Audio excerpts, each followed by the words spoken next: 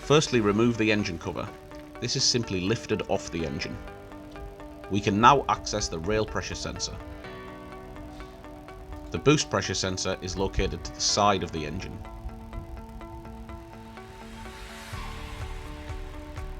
Use a pick tool or small screwdriver to pull back the locking clip. Then press down the clip and pull back the connector.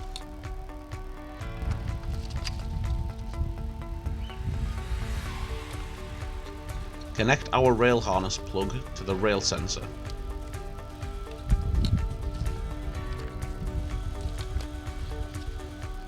Then connect the factory rail connector to the corresponding plug on the supplied wiring loom.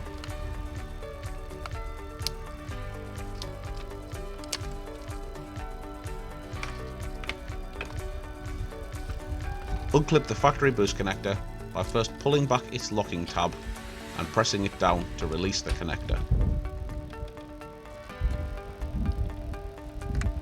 Connect our boost harness plug to the boost sensor.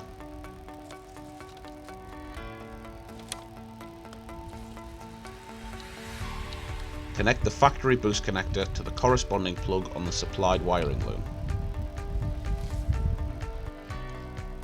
Connect the unit to the wiring loom, then place it into the provided protective bag.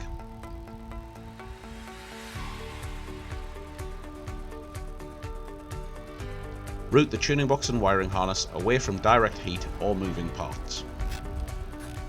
Secure the unit and tidy the wiring harness with the cable ties provided.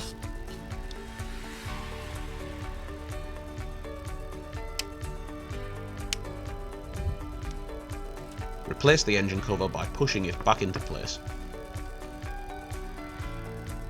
Finally, ensure that the LEDs illuminate in accordance with the supplied instructions.